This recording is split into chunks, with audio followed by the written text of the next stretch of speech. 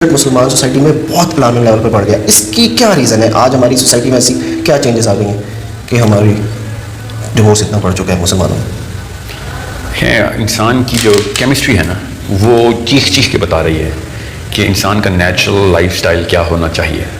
اس کو میں original world order کہتا ہوں. انسان کی کیمسٹری کے اندر بہت کلیئر وہ والے ہارمونز ہیں جو کہ کیمیکلز ہیں جو کہ بتاتے ہیں کہ جب انسان مٹیریلزم کی طرف جائے گا تو وہ سیلفش سے سیلفش ہوتا جائے گا. جتنا زیادہ دوڑے گا اتنا زیادہ اس کو اور چاہیے ہوگا. اب یہ بات بڑی جنرل لیول کے اوپر سب کو پتہ ہوتی ہے مگر ان کو کیمسٹری نہیں پتہ ہوتی اور اس کی وجہ سے ان کو یہ نہیں پتہ ہوتا کہ اس کیمیکل کو بچپن سے ہی ریگولیٹ کیسے کرتے ہیں بچے کا کہ وہ نارمل سطح پہ رہے.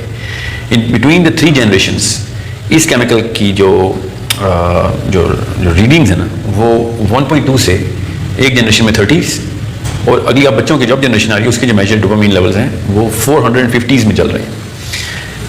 یہ اتنا بڑا انڈیکیٹر ہے کہ اسے آپ آنکھ چھپا نہیں سکتے.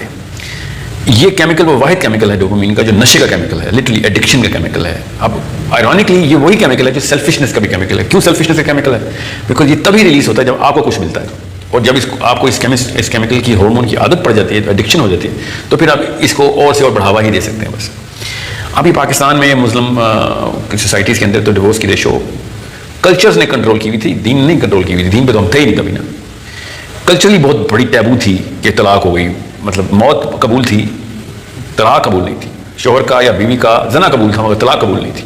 اس لیول کے اوپر ہمارا کلچر جو تھا نا وہ روکے ہوئے تھا طلاق کو.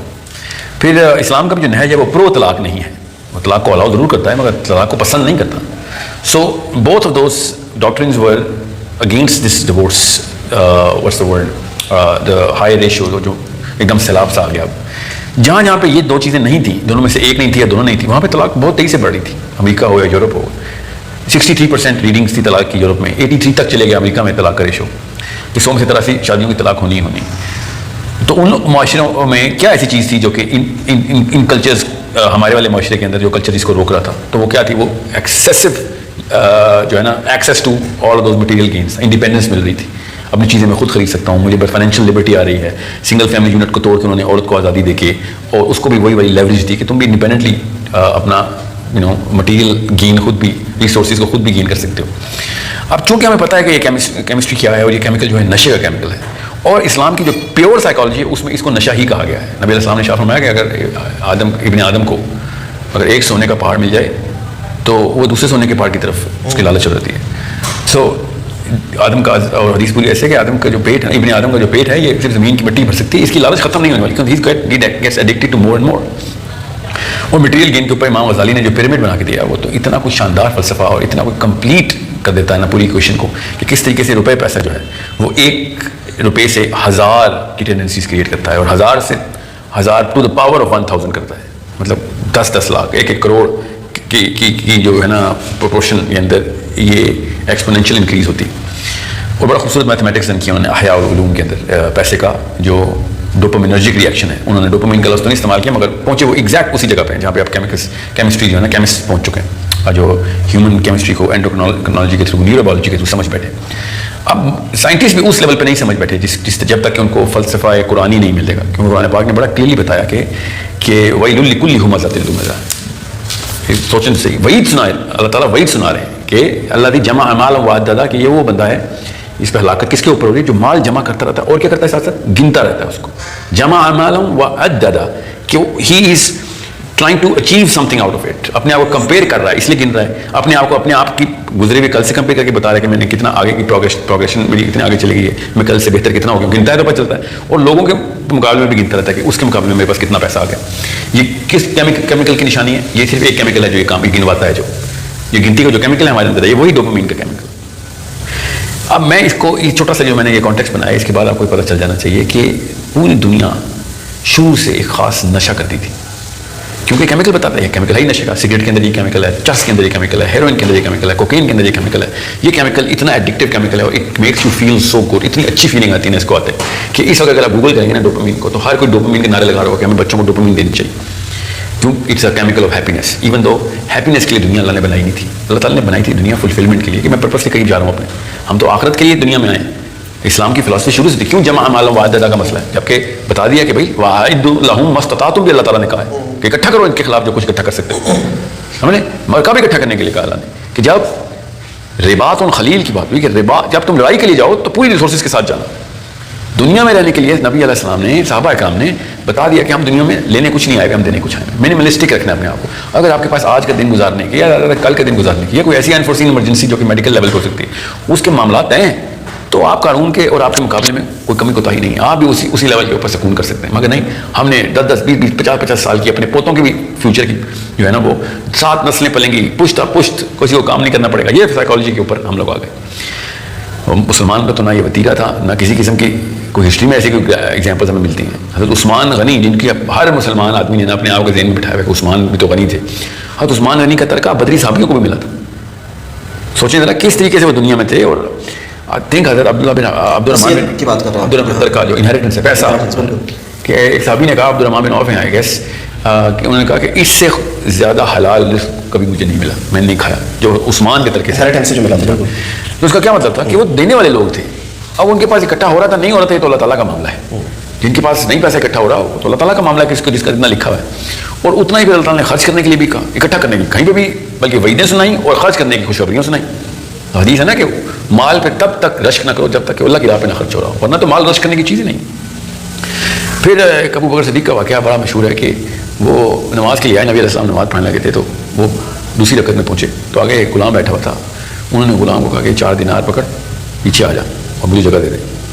حضرت ابو بکر, ہاں, اس نے دینار لیے, دوسری صف میں آ گیا, اور حضرت ابو بکر صدیق پہلی صف میں آ گئے. تو نماز کے بعد نبی علیہ السلام کو انہوں نے کہا کہ یا رسول اللہ, مال کی تو برکت ہے, آپ نے تو کہا تھا کہ مال جو ہے وہ کوئی فائدہ نہیں, یہاں پہ تو مجھے فائدہ ہوا ہے نا, پہلی صف میں آ گیا. تو نبی علیہ السلام نے شاف میں آگے, ابو بکر مال جب تک تیری جیب میں تھا تو دوسری صف میں تھا, جب اس کی جیب میں آ گیا تو وہ دوسری صف میں آ گیا. مال is never going to put you in any sort of good if you have it. You just keep spending it and it's going to give it to you. It's going to give you that rank. بہتری تبھی آئی جب اللہ کے راہ میں خرچ کرو گے. پھر ابو دردہ کی جو حدیث ہے, نبی علیہ السلام جب یہ آیتیں آئیں تو کہ کون ہے جو اللہ کو قرض دے, تو نبی علیہ السلام نے کہا کہ آپ میں سے کون ہے جو اللہ کو قرض دے. تو ابو دردہ نے کہا کہ یا رسول اللہ, اللہ ہم سے پیسے چاہ رہا ہے. نبی علیہ السلام نے کہا جی ہاں, اللہ تم سے پیسے چاہ رہا ہے. تو جس باغ میں وہ رہتے تھے اسی میں ان کا گھر تھا. انہوں نے کہا جو میرا ایک ہی باغ ہے وہ اللہ کو دے دی.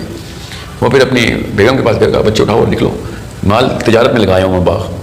تو ان کی زوجہ نے کہا کہ کون سی تجارت میں لگائے ہو, کدھر بزنس کیے.